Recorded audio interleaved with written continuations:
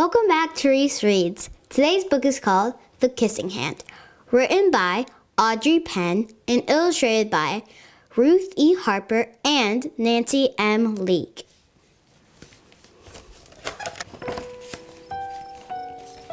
Chester the Raccoon stood at the edge of the forest and cried. "I don't want to go to school," he told his mother. "I want to stay home with you. I want to play with my friends and play with my toys and read my books and swing on my swing. Please, may I stay home with you?" Mrs. Raccoon took Chester by the hand and nuzzled him on the ear. "Sometimes we all have to do things we don't want to do," she told him gently, "even if they seem strange and scary at first.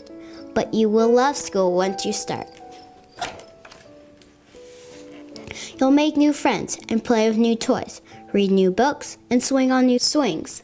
Besides," she added, "I know a wonderful secret that will make your nights at school seem as warm and cozy as your days at home."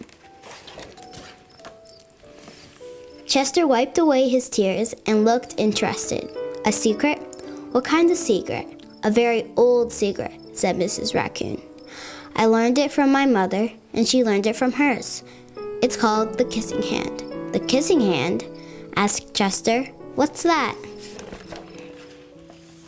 "I'll show you."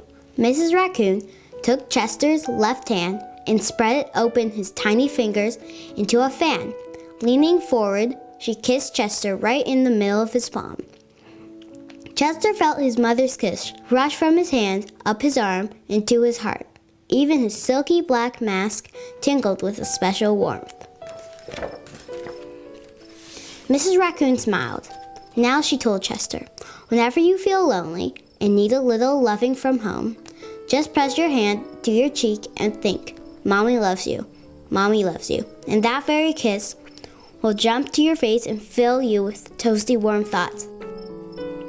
She took Chester's hand and carefully wrapped his fingers around the kiss. "Now do be careful not to lose it," she teased him. "But don't worry. When you open your hand and wash your food, I promise the kiss will stick."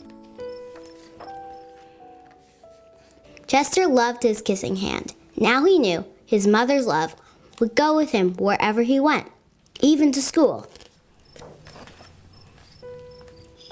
That night, Chester stood in front of his school and looked thoughtful.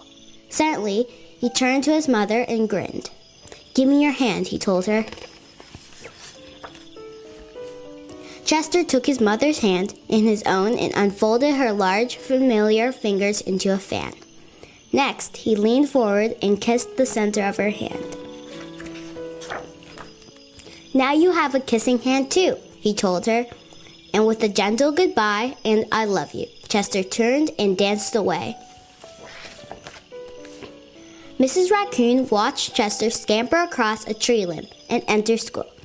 And as the hoot owl rang in the new school year, she pressed her left hand to her cheek and smiled. The warmth of Chester's kiss filled her heart with special words. "Chester loves you," and sang, "Chester loves you."